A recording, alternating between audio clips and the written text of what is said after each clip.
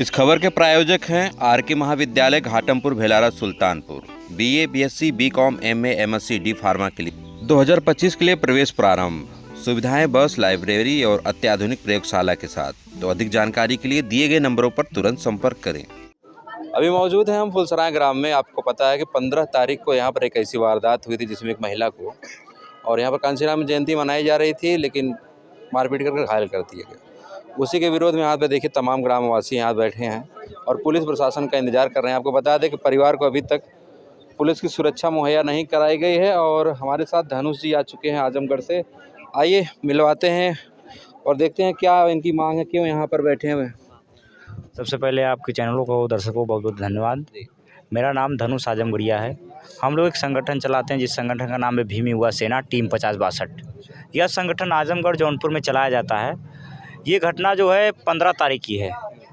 मनोहर कांशीराम साहब की जयंती थी और जयंती के उपलक्ष्य में यहाँ के गांव के लोगों ने अपने साउंड की व्यवस्था के जरिए गाना बजा रहे थे और उसके बाद कुछ यादव समाज के लोग यहाँ के, जो इनकी मानसिकता ख़राब है, जो आकर इस परिवार के लोगों के साथ हाथापाई किए और मशीन को फेंक दिए। उसके परिवार के लोगों को मारने का प्रयास किया और परिवार के लोगों ने जान बचाने के लिए प्रशासन के पास गए तो प्रशासन के लोगों ने भी वहाँ गाली गलौज देकर भगाने का प्रयास किया। तो ये सूचना मुझे परसों मिली तो मेरे रजनीश भाई थे, जो है पवई जिला पंचायत सदस्य हैं, उनसे बात हुई हमारी कि भैया देखिए रजनीश भाई जो ऐसा मामला हुआ तो आप देखिए आपको संज्ञान में तो आप पहुँचे जो मौके पे, ऐसी घटना होती है आप मुझे जानकारी देते रहिए जो है। ठीक है भाई। तो वहाँ आए, देखे जो है परिवार के लोग सुबह से बैठे हुए सांझ हो गई और प्रशासन के लोग कोई कार्रवाई नहीं कर रहे हैं। उसके बाद यहाँ कार्रवाई की गई है जो है, उसके बाद मुकदमा हुआ उनके साथ। लेकिन आप ये सोचिए जो है आज लोकतंत्र और संविधान के रहते हुए एक गाना बजाने से इनकी मानसिकता इतनी खराब है कि यहाँ के परिवार के लोगों को मार रहे हैं, घर में घुस के मार रहे हैं। उत्तर प्रदेश के मुख्यमंत्री जी कहते हैं कि यहाँ उत्तर प्रदेश में गुंडा राज खत्म हो गया है। अभी एक घटना हुई थी मथुरा में, दो सगी बहनों की शादी थी, वो ये बारात को वापस कर दिए लोग, ज़बरदस्ती बारात को वापस कर दिए और बारातियों को मारे। और ये घटना जौनपुर में हुई 12 फरवरी को। फिर ये घटना यहाँ पे हो गई आजमगढ़ पवई थाने के अंतर्गत फुलसराय गांव में। ये बताइए क्या कानून से बढ़ के हैं लोग हैं? उत्तर प्रदेश के मुख्यमंत्री जी कहते हैं कि गुंडा राज खत्म होते, गुंडे किस बिल में घुसे हैं? इनका इलाज क्यों नहीं हो रहा है? इनके घरों पे बुलडोजर क्यों नहीं चल रहा है ऐसे लोगों पे? और यहाँ का प्रधान भी मिला हुआ है। प्रधान जी ने क्या कहा? प्रधान कह रहा है कि भाई मैं उनका सुलह करवाने के प्रयास में लगा था। मैं उससे बात किया प्रधान से, मैं बोला यही बताइए आप जो है, आप किसी के साथ अन्याय होगा, किसी को कोई मारेगा, किसी बहन बेटी के साथ शोषण करेगा तो क्या है आप लोग सुलह कराएंगे? यही घटना आपके साथ होती, आप बहन की बेटी के साथ होती तो आप क्या करते? कह रहे हैं धनुष भाई बात तो सही है जो है, तो कार्रवाई हो रही है। मैं कहा कार्रवाई हो रही है कहाँ मौके पे? आप आइए मुझसे मुलाकात करिए, मैं सामने बात करना चाहता हूँ। लेकिन इस बात को सोचने और समझने की ज़रूरत है। यहाँ के जो विधायक हैं वर्तमान में और यहाँ के जो ब्लॉक प्रमुख हैं, यहाँ की जिला पंचायत है प्रधान, सबको यहाँ परिवार के साथ रहना चाहिए। और परिवार डरा हुआ है, परिवार महोदय डरा हुआ है, परिवार डरा हुआ है और इसको डर है महसूस। अभी यहाँ लोग धमकी दे रहे थे कि जेसीबी से खनवा के फेंकवा दें, दबा देंगे। तो क्या प्रशासन की जिम्मेदारी नहीं बनती जो है कि यहाँ प्रोटेक्शन दे इस परिवार को? तभी आपके संगठन की क्या मांग है? देखिए हमारे संगठन की मांग जो है कानूनी प्रक्रिया से जो कार्रवाई हो। हम लोग देखिए संविधान को मानने वाले लोग हैं। जब कानूनी प्रक्रिया से काम नहीं होगा तो इसका इलाज का आदेश किया जाएगा अपने स्तर से। प्रदीप कुमार मिश्र, उनसे बात हुई है, बोले कि धनुष भाई आप मेरे खास आदमी हो, मैं कार्रवाई चल रही है। मैं बोला कि आप मेरे भाई, आप मेरे खास होते तो आप ऐसा घिनौना काम अपराध करने वाले को शरण नहीं देते, आप बचाने का काम नहीं करते। आप लोग कानून की लाठी में बहुत दम है। मैं चाहता हूँ कि घटना सुना हूँ कई बार ऐसी घटनाएं हो गई इस गांव में, क्या प्रशासन अभी तक सोई हुई है? मैं प्रशासन के और इस उत्तर प्रदेश के मुख्यमंत्री जी से कहना चाहता हूं कि जिसने ये आरोप किया है उसके ऊपर सख्त कार्रवाई होनी चाहिए, उसके घर पर बुलडोजर चलना चाहिए और परिवार के लिए हमेशा प्रोटेक्शन मिलना चाहिए। इस गांव में कभी भी अब ऐसी घटना ना हो पाए, नहीं तो देखिए बर्दाश्त बहुजन समाज के लोग बर्दाश्त नहीं करेंगे जो है। तो कब तक आप यहाँ पर बैठे रहेंगे ये बताइए? देखिए हमारी बात एसओ से यहाँ बात हुई है। एसओ साहब बोले हैं कि अभी जो है मैं 7 बजे आ जाऊँगा। बोला जब तक आप आएंगे, 6 बजे, 7 बजे, 8 बजे जब आएंगे आप, मैं जब तक मुलाकात करके नहीं जाऊँगा, जब तक आप एक कागज़ पर लिखित दे के नहीं जाएंगे कि मैं कभी भी इस गाँव में कभी भी कोई घटना होगी इसकी जिम्मेदार मैं हूँगा जो है। और प्रधान के मैं बुलाया हूँ कि प्रधान आप भी आओ, जो है आप भी मेरे सामने लिखित दो कि आज ये घटना हुई है, दोबारा ये घटना नहीं होगी। इस परिवार के साथ इस बस्ती में किसी के साथ घटना नहीं होगी जो है। और मैं कहूँगा प्रधान से और प्रशासन से, तमाम लोगों से, देखिए इस परिवार ने जो मुकदमा ST-80 लगाया है, आप लोग दबाव डलवाने का प्रयास मत करिएगा, नहीं तो आपका भी इलाज किया जाएगा। और परिवार के लोगों से भी कह रहा हूँ कि आप लोग किसी के चढ़ाव में, किसी के दबाव में आप लोग सुलह मत करिएगा जो है। जो भी ज़रूरत होगी, जो भी मदद होगी, हम लोग देने का काम करेंगे, चाहे पैसे की मदद हो, चाहे हर तरीके की मदद, हम लोग कुछ भी करके आपको लोग देने का प्रयास करेंगे ताकि आप लोगों को मजबूती मिले। लेकिन आप लोग सुलह मत करिएगा जो है। देखिए मान सम्मान की लड़ाई है ये। आज हम लोग चुप हो गए तो ये घटना बढ़ती चली जाएगी, लगातार बढ़ती चली जाएगी, ये रुकेगी नहीं। मैं कहना चाहता हूँ पूरे उत्तर प्रदेश के मुख्यमंत्री अखिलेश यादव जी से भी, क्या आप अपने समाज के लोगों को समझा नहीं पा रहे हैं? लगातार आप जाति के ये क्या SC के साथ आप लोग टारगेट कर लिए हैं? मथुरा जैसी घटना, जौनपुर जैसी घटना, आज ये घटना हो गई। लगातार आप लोग यादव समाज, कुछ लोग ऐसे निकम्मे जाहिल जवार जो है आके समाज के साथ शोषण कर रहे हैं जो है। आपका एक बोर्ड उखड़ गया, उसके लिए आप लोग पूरा हड़कंप मचा दिए देश में कि ऐसा ना, ऐसे कैसे कर दिया, हमारा बोर्ड उखड़ गया। लेकिन किसी की बहन के साथ किसी की बारात को वापस कर दिया जाए, किसी की इज्जत चली जाए, तो तुम शादी कराने जाओगे तो वो सम्मान बन जाएगा?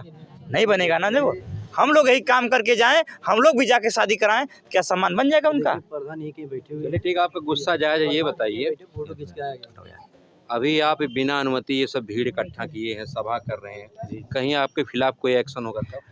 देखिए मैं मुकदमों से नहीं डरता हूँ, एक बात सुनिए, मैं किसी से नहीं डरता हूँ, चाहे प्रशासन के लोग हो, चाहे कोई विधायक हो, चाहे मुख्यमंत्री हो, मैं किसी से डरता उड़ता नहीं हूँ जो है। देखिए जो मैं सही की लड़ाई लड़ता हूँ, जो सही है तो मैं उसके साथ हूँ, जो गलत कर रहा है मैं उसका विरोध करूँगा जो हमेशा। रह गई बात, ये जो समाज के लोग यहाँ खड़े हैं, ये लोग चाहते हैं इस परिवार को न्याय मिले, इस परिवार के साथ ऐसी कोई घटना फिर दोबारा ना हो जाए, इसलिए ये लोग यहाँ आए हैं। और ये मैं डरता उड़ता नहीं हूँ प्रशासन से, मैं उससे बात किया हूँ BSO से, यहाँ मैं डरता उड़ता नहीं। जो भाई गलत है, आप लोग गलत का शरण साथ मत दीजिए जो है। भाई आप आइए, बात हुई कल हमारी जो है, परिवार के लोगों से बात हुई है, वीडियो कॉल हमारी बात हुई है जो है। परिवार के लोग बेचारे डरे हुए, लेकिन अभी प्रशासन के लोग यहाँ कोई प्रोटेक्शन नहीं दिए जो है। हमारे बीच में ही पीड़ित परिवार से आ चुके हैं, चलिए इनका भी हम बयान ले लेते हैं। अच्छा पिताजी हैं ये? अच्छा, जय भीम जय भीम। आइए बैठिए। क्या नाम हुआ आपका? चंद्रेश कुमार। अच्छा, आप उन्हीं के लड़के हैं? नहीं, उनके पिता हैं। अच्छा, आपके मतलब वो लड़के हैं? हाँ। अच्छा, कैसे क्या घटना होता है, पूरा विस्तार से बताइए, क्या हुआ? साहब ऐसा है कि 15 तारीख को कांसी राम जयंती थे, तो छोटे छोटे बच्चे गांव के 2-4 वो छोटा साउंड लाए थे और मशीन भाड़े पे लाए थे, लाके इसी घर में। कितना साउंड था? एक साउंड। एक साउंड? हाँ। अच्छा ठीक। एक साउंड था, इसी घर के अंदर लगाए थे और बाबा साहब का गाना चला रहे थे। गांव की 2-4 औरतें भी जुटी थी और बच्चे भी, छोटे छोटे बच्चियां भी छोटे छोटे, वही इंजॉय कर रहे थे बाबा साहब का गाना लगा के साहब। और इसी भी सुरेंद्र नाम के आदमी जो है दबंग आया, मोटरसाइकिल खड़ी किया और वहीं से एक डंडा उठाया, बगल में लकड़ी रखी हुई है सफ़ेदा की, वहीं से एक डंडा उठाया मोटा से और लाकर हमारे बच्चे को मारने लगा। हाँ, गाली देते हुए आया। चोट वोट लगी थी? हाँ, गाली देते हुए आया, मारने लगा। इसके बाद हमारे औरत गई, हमारे औरत को मारने लगा। इसके बाद 2-4 लोग जो औरतें वहाँ थी मौके पर। अब बच्चे तो भाई कुछ कर नहीं पाएंगे, छुड़ा नहीं पाएंगे, तो गांव की औरतें छुड़ा रही थी। उन लोगों को भी चोट लग गई छुड़ाने में, मारपीट में। तो यही सब है साहब। और इसके बाद मारपीट के गया, इसके बाद राम सिंगार उनके बड़े भाई जो हैं उनको लिवा के आया, वो 4 चक्का गाड़ी दबंग वाली लेकर आए और यहाँ आके हम लोगों को, हमारे परिवार को, पूरे बस्ती को हज़ारों गाली दिए, बोले साले तुम लोग ज़िंदगी भर गोबर खाए और आज बाबा साहब का गाना चला रहे हो। हैं।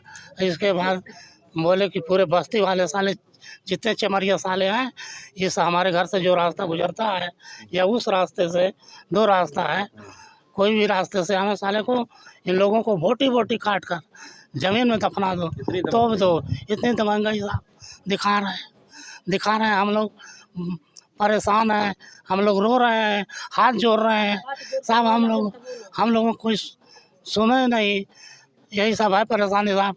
हम लोग तमाम परेशानी से गुजर रहे हैं। हमारा सब हम खुद अभी आप बहुत आजमगढ़ से लौटे हैं? जी साहब, मेडिकल वगैरह हो गया? मेडिकल साहब हो गया। हाँ।